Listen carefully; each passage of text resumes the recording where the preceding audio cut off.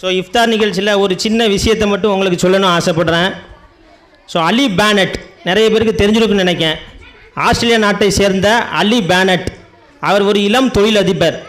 அவர் சின்ன வயசுலேயே கோடீஸ்வரராக இருந்தார். 2 பிஸ்னஸ், பெரிய வியாபாரம் பிஸ்னஸ் பண்ணி பயங்கர கோடீஸ்வரராக வாழ்ந்தார். ரொம்ப ஆடம்பரமாக வாழ்ந்தார். அவரோட காரோட மதிப்பு $6,00,000. அவரோட கையில் போடக்கூடிய பிரேஸ்லெட்டோட மதிப்பு $60,000. அவரோட செப்பல் $1,500.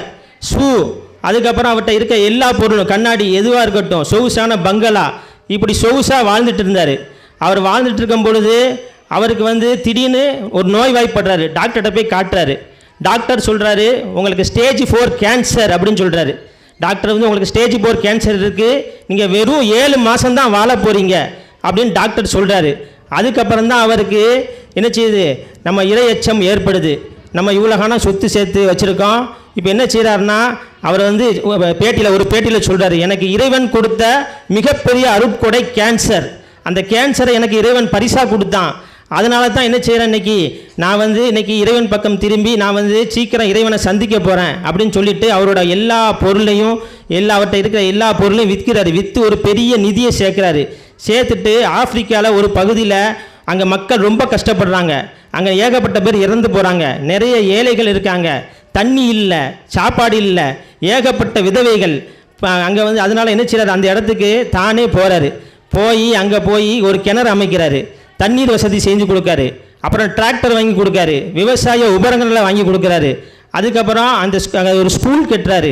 அங்கே ஒரு மருத்துவ மெடிக்கல் சென்டர் கட்டுறாரு. பள்ளிவாசல் கட்டுறாரு. அங்கே உள்ள மக்களுக்கு நிம்மதியான ஒரு வாழ்க்கையை ஏற்படுத்துகிறாரு. இதே மாதிரி அவர் என்ன செய்கிறாரு, ஏகப்பட்ட இடத்துல யார் யார் கஷ்டப்படுறாங்களோ அவங்களுக்கெல்லாம் உதவி செஞ்சுட்டு வர்றாரு.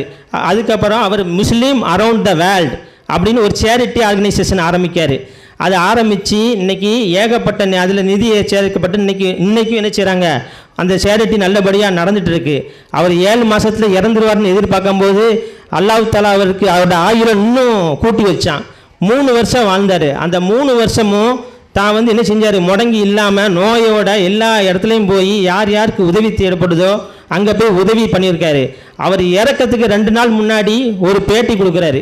யூடியூப்பில் ஒரு பேட்டி சொல்கிறாரு, நான் இறந்து போயிட்டேன் அப்படின்னே பேட்டி கொடுக்குறாரு. நான் இறந்து போயிட்டேன், அல்லாவை சந்திக்க போகிறேன், சொர்க்கத்துக்கு போக என்ன செய்யுங்க, எனக்கு துவா செய்யுங்கன்னு சொல்லி என்ன செய்கிறாரு, அவர் ஒரு பேட்டி கொடுத்துட்டு இளைஞர்களுக்கெல்லாம் இங்கே இருக்கக்கூடிய முஸ்லீம் மனிதர்களுக்கு ஒரு நியூஸ் சொல்கிறேன், நீங்கள் வாழ்க்கையில் ஒரு குறிக்கோளை வச்சு வாழுங்க, குறிக்கோளை வச்சு வாழ்ந்து வாழ்க்கையில் நீங்கள் என்ன செய்யுங்க, சக்ஸஸ் ஆகுங்க. நான் இறந்துடுவேன்னு சொல்லிட்டு என்ன செஞ்சிட்டாரு, அவர் இறந்துட்டார். ரமலான் மாதத்தில் தான் இறந்தார். அவரோட ஜனசால 1000 பேர் கலந்து கொண்டாங்க.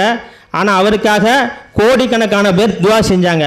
அவரோட யூடியூப் மில்லியன் கணக்கில் வைரல் ஆகி இன்னும் அவரை பற்றி தெரிஞ்சு என்ன செய்கிறாங்க, அவருக்காக துவா செஞ்சுட்டு இருக்காங்க. எனவே வாழ்க்கையில் நம்ம கூட வர்றது 3 விஷயம்தான். ஒன்று நிலையான தர்மம், இன்னொன்று பயனுள்ள கல்வி.